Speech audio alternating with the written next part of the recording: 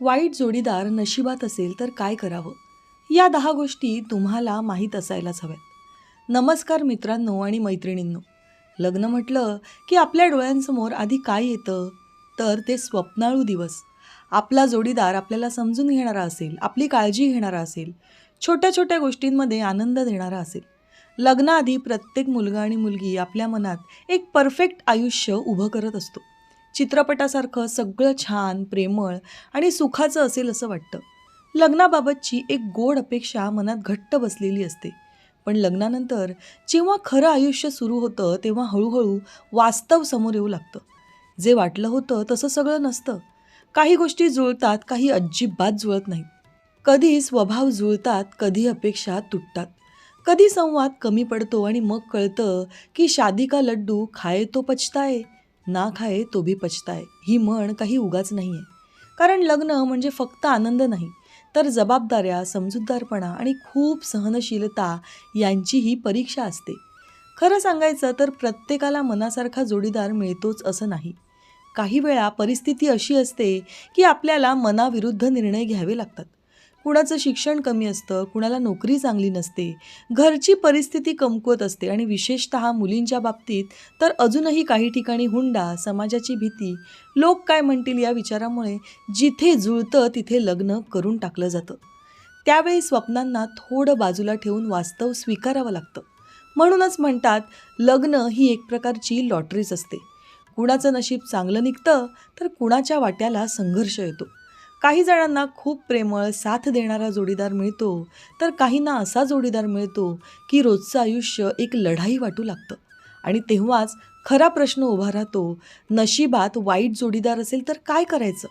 चला तर पाहूयात अशा 10 गोष्टी, ज्या समजल्या तर कठीण आयुष्यातही स्वतःला सावरून, डोकं शांत ठेवून आणि योग्य निर्णय घेऊन पुढे जाता येईल. 1. वास्तव स्वीकारायला शिका. असा जोडीदार मिळाल्यानंतर सुरुवातीला मनाला खूप मोठा धक्का बसतो. आतून खूप वाईट वाटतं. डोक्यात सतत विचार चालू राहतो की हे काय झालं माझ्यासोबत? माझं नशीब असं कसं फुटकं निघालं? आता पुढे माझं कसं होणार? माझं सगळं आयुष्य खराब झालं का? आणि त्याचवेळी आपण सोशल मीडियावर इतर लोकांचे फोटो, स्टेटस बघतो. कुणी नवरा बायको फिरायला गेलेले, कुणी खुशीत एन्जॉय करत आहे, कुणाचं आयुष्य एकदम परफेक्ट दिसतं. ते पाहिलं की मनाचे असंख्य तुकडे होतात. वाटतं सगळ्यांचं इतकं छान चाललंय, मग माझ्याच बाबतीत असं का झालं? हा विचार मनाला खूप त्रास देतो. पण मंडळी, एक गोष्ट खरी आहे, जे आपल्या आयुष्यात आलं आहे ना, ते स्वीकारणं खूप गरजेचं आहे. स्वीकारणं म्हणजे हार मानणं नाही, तर परिस्थितीला डोळ्याला डोळा भिडवून पाहणं आहे. हो, हीच माझी सध्याची परिस्थिती आहे हे एकदा मान्य केलं की मग पुढे काय करायचं हा विचार करता येतो. कारण जोपर्यंत आपण नाकारणं, तक्रार करणं यात अडकून राहतो, तोपर्यंत आपण पुढे जाऊच शकत नाही. लक्षात ठेवा, ही परिस्थिती कायमची तशीच राहणार नाही. तुम्ही तिला बदलू शकता. पण त्यासाठी आधी मन शांत करून सकारात्मक राहणं आणि प्रयत्न सुरू करणं गरजेचं आहे. आणि त्याची सुरुवात होते ती इथूनच, स्वीकारण्यापासून. एकदा तुम्ही मनापासून नात्याचा स्वीकार केलात की मग हळूहळू तुम्ही त्या नात्याकडे वेगळ्या नजरेने पाहू लागता. त्यात सुधारणा करण्याचे मार्गही दिसू लागतात. म्हणून सगळ्यात पहिला आणि महत्त्वाचा टप्पा म्हणजे तुमच्या आयुष्यात आलेल्या जोडीदाराचा आणि परिस्थितीचा मनापासून स्वीकार करणं. 2. तुमच्या पतीला किंवा पत्नीला त्यांच्या जबाबदारीची जाणीव करून द्या आणि स्वतःची भूमिका ठाम ठेवा. कधीकधी आयुष्यात अशी परिस्थिती येते की पती काही कामधंदा करीत नाही, जबाबदारी घेत नाही किंवा पत्नीचं देखील मन संसारात लागत नाही. तिला घर, नातं, जबाबदाऱ्या यामध्ये काहीच रस वाटत नाही. अशा वेळी एकट्याने सगळं ओझं उचलताना खूप त्रास होतो. मनात राग, चीड, निराशा सगळं साचत राहतं. हळूहळू असं वाटायला लागतं की मीच का सगळं करत आहे आणि यामुळे नात्यात अंतरही वाढायला लागतं. अशा वेळी सगळ्यात आधी शांतपणे पण ठामपणे समोरच्या व्यक्तीला जबाबदारीची जाणीव करून देणं खूप गरजेचं आहे. हा फक्त माझा संसार नाही, हा आपल्या दोघांचा संसार आहे हे स्पष्टपणे सांगितलं पाहिजे. बोलताना रागावून नाही, तर नीट समजावून सांगा. रागात बोललं की समोरचं ऐकत नाही, पण शांतपणे बोललं की कधीतरी त्याचा विचार नक्की करतो. सतत सहन करत राहिलात तर समोरच्या व्यक्तीला आपली चूक कधीच कळत नाही. उलट त्याला सवय लागते की हा किंवा ही सगळं सांभाळेलच. हे सगळं करत असताना गरज असेल तर मोठ्या व्यक्तींची मदत घ्या. आपले आई वडील किंवा ज्यांनी लग्न जमवून दिलं आहे अशा समजूतदार लोकांना मध्ये घेऊन बघा. कधीकधी एखाद्या मोठ्या व्यक्तीने शांतपणे सांगितलं तर समोरच्या व्यक्तीला त्याची जाणीव होते. त्यामुळे विषय बिघडण्याऐवजी सुधारण्याची शक्यता वाढते. पण इथे एक गोष्ट महत्त्वाची आहे. हे सगळं करताना कोणताही मोठा वाद किंवा भांडण होणार नाही याची पूर्ण काळजी घ्या. कोणावर आरोप करणं, कमी लेखणं किंवा जुने विषय काढणं टाळा. कारण असं केलं की विषय सुटत नाहीत, उलट आणखी बिघडतात. आपला उद्देश भांडण करणं नाही तर मार्ग काढणं आहे, हे लक्षात ठेवा. कारण शेवटी निकाल काहीही लागला तरी पुढे संसार आपल्याला दोघांनीच सांभाळायचा असतो. बाहेरची लोकं फक्त थोड्या वेळासाठी असतात. ते आपल्याला दिशा दाखवतात. पण रोजचं आयुष्य, रोजचे प्रश्न, रोजचं नातं हे सगळं आपल्यालाच सांभाळायचं असतं. त्यामुळे आज जे बोललं जातं आहे त्याचा परिणाम उद्याच्या आयुष्यावर होणार आहे, हे लक्षात घेऊनच प्रत्येक पाऊल टाका. म्हणून या सगळ्या नाजूक गोष्टी खूप समजूतदारपणे हाताळा. शब्द जपून वापरा. वेळ योग्य निवडा आणि समोरच्याची बाजूही ऐकून घ्या. असं बघा की ना पतीचं मन दुखावलं जाईल ना पत्नीचं, पण तरीही प्रश्नाचं समाधानकारक उत्तर मिळेल. शांतपणे, संयमाने आणि योग्य पद्धतीने प्रयत्न केलात तर हळूहळू बदल दिसायला लागतो आणि मार्ग नक्की सापडतो. 3. मानसिक आरोग्याची काळजी घ्या. अशी परिस्थिती आली की सगळ्यात आधी आपल्या मनातला स्वप्नांचा भोपळा फुटतो. जी सोनेरी स्वप्न आपण पाहिली होती ती एकदम तुटून जातात आणि समोर एक कठोर वास्तव उभं राहतं. काही गोष्टी अशा घडतात की ज्या आपण कधी स्वप्नातही विचार केल्या नव्हत्या. कधी सासरी मुलीची खूप परवड होते तर कधी एखादा मुलगा चुकीच्या जोडीदारामुळे आयुष्यभर पछतावत बसतो. अशा वेळी मन कमकुवत होतं. सगळ्यात आधी परिणाम होतो तो आपल्या मानसिक आरोग्यावर. झोप उडते, कोणाशी बोलायची इच्छा होत नाही, मित्रमैत्रिणींपासून आपण दूर जातो, कुठे बाहेर जावं, लोकांमध्ये मिसळावं वाटत नाही. पुरुषांच्या बाबतीत ते व्यसनाकडे वळण्याची शक्यता वाढते, तर बायकांचं मानसिक आरोग्य खूप बिघडतं. थकवा, चक्कर, डोकेदुखी, खाण्याची इच्छा कमी होणे आणि त्यामुळे हळूहळू शरीरावरही परिणाम दिसायला लागतो. छातीत धडधड वाढते, अस्वस्थता वाढते आणि हे एक दुष्टचक्र असंच सुरू होतं. म्हणून अशावेळी सगळ्यात आधी स्वतःला सावरणं आणि स्वतःचं मानसिक आरोग्य जपणं खूप गरजेचं आहे. कारण शेवटी आपणच आपल्यासाठी उभं राहायचं असतं. समोरचा जोडीदार साथ देत नसेल, परिस्थिती वाईट असेल, तरीही आपण स्वतःला सोडून चालणार नाही. या परिस्थितीतून बाहेर पडण्यासाठी मन मोकळं करा. सगळं आतमध्ये दाबून ठेवलं तर मन अजून जड होतं. एखाद्या विश्वासू व्यक्तीशी, मैत्रीण, आई, भाऊ, मन मोकळं बोलणं खूप गरजेचं आहे. बोललं की मन हलकं होतं. स्वतःसाठी वेळ काढा. दिवसभर फक्त त्याच त्रासदायक गोष्टींचाच विचार करत बसू नका. चालायला जा, गाणं ऐका, प्रार्थना करा किंवा जे तुम्हाला आवडतं ते करा. त्यामुळे मनाला थोडा आराम मिळतो. झोप, खाणं, थोडा व्यायाम हे खूप महत्त्वाचं आहे. मानसिक ताणाचा थेट परिणाम शरीरावर होतो. त्यामुळे शरीर मजबूत ठेवलं तर मनही थोडं सावरतं. सतत माझंच का वाईट असा विचार करत राहिलात तर तुम्ही त्या दुष्टचक्रात अडकून पडता. हळूहळू सकारात्मक गोष्टींकडे लक्ष वळवण्याचा प्रयत्न करा. जरी सुरुवातीला कठीण वाटलं तरीही. ताण कमी करण्यासाठी काही जण दारू, सिगारेट किंवा इतर वाईट सवयींकडे वळतात. पण हे उपाय नसून पुढे यातून अजून मोठी समस्या बनते. त्यामुळे अशा गोष्टींपासून दूर राहणं गरजेचं आहे. जर मनावर खूप ताण येत असेल, डिप्रेशनसारखं वाटत असेल तर लाजू नका. समुपदेशक किंवा डॉक्टरांची मदत घ्या. हे कमजोरीचं लक्षण नाही तर स्वतःची काळजी घेण्याचा एक योग्य मार्ग आहे. लक्षात ठेवा, परिस्थिती कितीही कठीण असली तरी त्यातून बाहेर पडण्याचा मार्ग असतो. पण त्यासाठी सगळ्यात आधी स्वतःचं मन आणि आरोग्य जपणं गरजेचं आहे. 4. आर्थिकदृष्ट्या स्वतःला सक्षम बनवा. आयुष्यात नातं टिकवायला प्रेम जितकं महत्त्वाचं आहे तितकीच आर्थिक ताकदही महत्त्वाची असते. कारण जिथे पैशाबाबत कमजोरी असते तिथे अनेकदा आदर कमी होतो आणि तिथूनच त्रासाला सुरुवात होते. हा मुद्दा फक्त पुरुषांसाठी नाही तर स्त्रियांसाठीही तितकाच महत्त्वाचा आहे. एखादी मुलगी खूप श्रीमंत घरातून आलेली असेल आणि मुलगा आर्थिकदृष्ट्या कमजोर असेल तर काही वेळा ती नवऱ्याला कमी लेखण्याचा, त्याच्यावर वर्चस्व गाजवण्याचा प्रयत्न करते. माझ्या आईवडिलांकडे राहा, तुझ्याकडे काय आहे, अशा गोष्टी बोलल्या जातात. अशावेळी जर मुलगा स्वतःच्या पायावर ठाम उभा नसेल तर त्याचा आत्मसन्मान दुखावला जातो. म्हणून पुरुषांनी आर्थिकदृष्ट्या मजबूत असणं खूप गरजेचं आहे. फक्त एकाच नोकरीवर अवलंबून राहू नका. त्या नोकरीसोबत एखादा जोडधंदा, स्किल, साईड इन्कम असली पाहिजे. कारण जितके तुम्ही सक्षम असाल तितकंच लोकांना तुमच्यावर बोट ठेवण्याचं धाडस कमी होतं. लक्षात ठेवा, जर तुम्ही स्वतःला कमजोर ठेवलं तर जग तुम्हाला सहज दाबून टाकतं. हेच स्त्रियांसाठीही तितकंच गरजेचं आहे. जर स्त्री आर्थिकदृष्ट्या पूर्णपणे पुरुषावर अवलंबून असेल तर काही वेळा पुरुष तिच्यावर हक्क गाजवायला लागतो. तिचं मत कमी लेखलं जातं. पण जर ती स्वतः कमवत असेल, स्वावलंबी असेल, आत्मविश्वासाने उभी असेल तर कोणताही पुरुष तिच्याशी बोलताना दोनदा विचार करतो. कारण ती स्वतःच्या पायावर उभी असते. तिला कोणापुढे हात पसरावे लागत नाही. मंडळी, आजचा काळ बदललाय. आता फक्त पुरुषाने कमवायचं आणि स्त्रीने घर सांभाळायचं असं राहिलेलं नाही. दोघेही कमवू शकतात. दोघेही एकमेकांना साथ देऊ शकतात. खरं तर संसाराचा रथ हा दोघांनी मिळूनच ओढायचा असतो. हो, आता कधी कधी यातही समस्या येतात. स्त्री जास्त कमवत असेल तर पुरुषाला कमीपणा वाटतो. पुरुष जास्त कमवत असेल तर तो वर्चस्व गाजवण्याचा प्रयत्न करतो. पण इथेच खरा समजूतदारपणा लागतो. पैसा हा भांडणाचं कारण न बनता एकमेकांना मजबूत बनवण्याचं साधन झालं पाहिजे. म्हणूनच एक गोष्ट लक्षात ठेवा, पुरुष असो किंवा स्त्री, स्वतः आर्थिकदृष्ट्या सक्षम बना.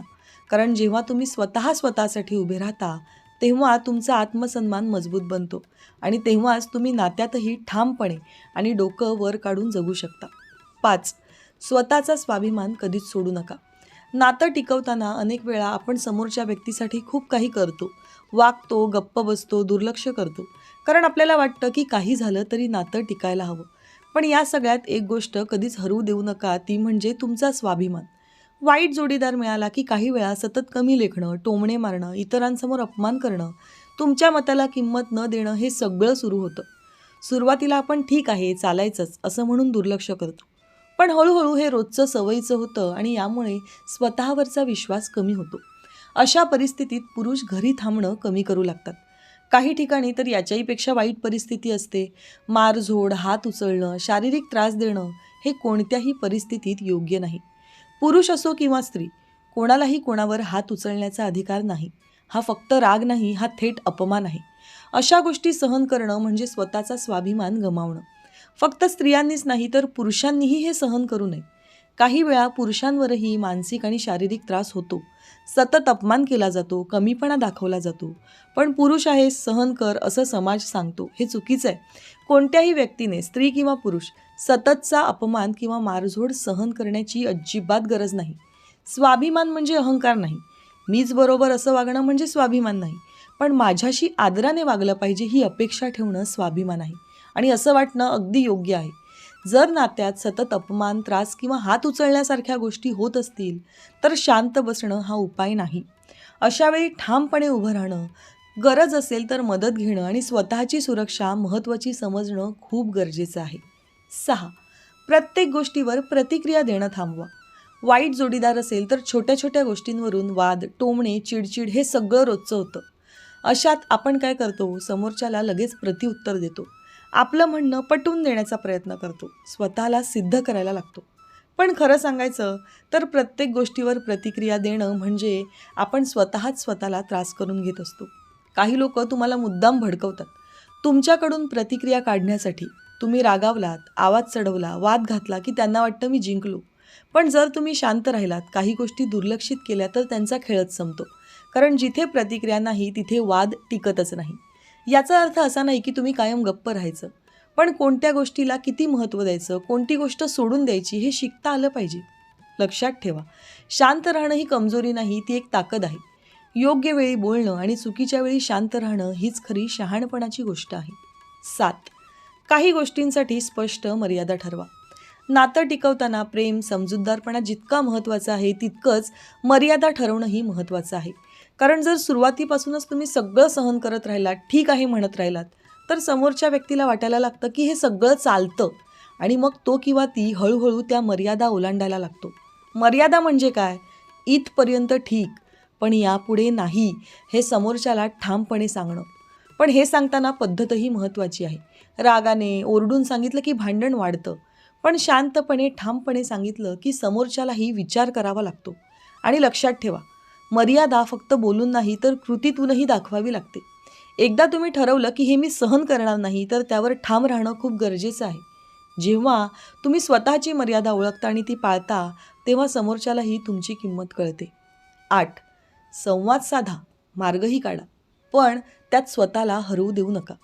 कोणतंही नातं टिकवायचं असेल तर संवाद हा सगळ्यात मोठा आधार असतो. मनात सगळं साठवून ठेवलं, राग दाबून ठेवला, भावना व्यक्त केल्या नाहीत तर हळूहळू गैरसमज वाढतात, अंतर वाढतं आणि नातं अजून गुंतागुंतीचं होतं. म्हणून योग्य वेळ निवडून शांतपणे बसून बोलणं खूप गरजेचं आहे. मला हे त्रासदायक वाटतं, मला अशी अपेक्षा आहे, आपण हे बदलू शकतो का, अशा पद्धतीने स्वतःच्या भावना व्यक्त करा. आरोप न करता समजावून सांगितलं की संवाद जास्त परिणामकारक होतो. पण इथे खूप मोठी चूक अनेक जण करतात. समोरच्याला खुश ठेवण्यासाठी स्वतःला पूर्णपणे बदलून टाकतात. स्वतःच्या आवडीनिवडी, स्वप्न, विचार सगळं बाजूला ठेवतात आणि हळूहळू स्वतःची ओळखच हरवून बसतात. लक्षात ठेवा, संवाद हा मार्ग काढण्यासाठी असतो, स्वतःला संपवण्यासाठी नाही. तुम्ही बदल करा, समजूतदारपणाही दाखवा, पण स्वतःची किंमत, स्वतःची ओळख कधीच गमावू नका. कारण नातं टिकवताना तुम्हीही टिकणं खूप महत्त्वाचं आहे. तुम्हीच हरवलात तर नातं राहून काय उपयोग. 9. स्वतःच्या आयुष्याची चावी स्वतःकडे ठेवा. खूप वेळा आपण नकळतपणे आपल्या आयुष्याची चावी दुसऱ्यांच्या हातात देऊन बसतो. तो किंवा ती खुश असेल तर मी खुश, तो किंवा ती बदलला तर माझं आयुष्य सुधरेल, अशा विचारात आपण अडकतो आणि हळूहळू आपले निर्णय, आपलं सुख, आपली शांतता हे सगळं दुसऱ्यांवर अवलंबून होतं. मग समोरची व्यक्ती जशी वागेल तसंच आपलं मन वागत राहतं. तो किंवा ती आनंदी असेल तर तुम्ही आनंदी, तो किंवा ती दुःखी असेल तर तुम्ही सुद्धा दुःखी. पण मित्रांनो, हे खूप धोकादायक आहे. कारण तुम्ही तुमचं आयुष्य दुसऱ्यांच्या हातात दिलंत की तुमचं त्यावरचं नियंत्रण संपतं. म्हणून सगळ्यात आधी ही सवय बदलणं गरजेचं आहे. स्वतःला विचारा, मी माझ्या आयुष्याचा निर्णय स्वतः घेतोय का? जर उत्तर नाही असेल तर इथूनच बदल सुरू करा. स्वतःच्या आयुष्याची चावी स्वतःकडे ठेवणं म्हणजे स्वतःचा विचार स्वतः करणं, स्वतःच्या भावना ओळखणं आणि स्वतःसाठी योग्य काय आहे हे ठरवणं. तुमचं आयुष्य कोणावरही अवलंबून नसावं. समोरची व्यक्ती साथ देत असेल तर छान, नसेल तरी तुम्ही स्वतः उभे राहू शकले पाहिजेत. तुम्ही जितके आत्मनिर्भर व्हाल तितकं तुम्हाला कोणीही सहजपणे कंट्रोल करू शकणार नाही. 10. गरज असेल तर ठामपणे निर्णय घ्यायला मागे पुढे पाहू नका. आयुष्यात काही वेळा अशी वेळ येते की आपण खूप प्रयत्न करूनही काहीच बदल होत नाही.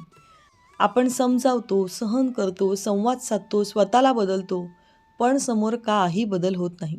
उलट आपलाच त्रास वाढत जातो. अशा वेळी लिमिट क्रॉस होते. इथे आपण स्वतःला विचारायला हवं, आता पुढे काय?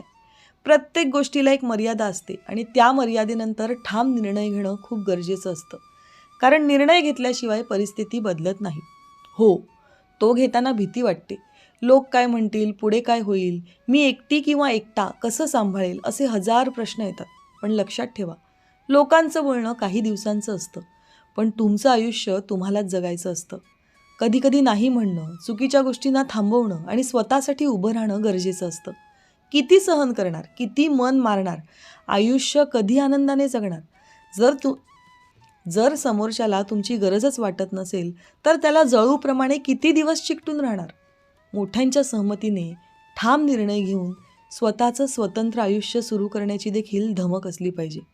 मित्रमैत्रिणींनो, आयुष्यात सगळ्याच गोष्टी नेहमी आपल्या मनासारख्याच घडतील असं नाही.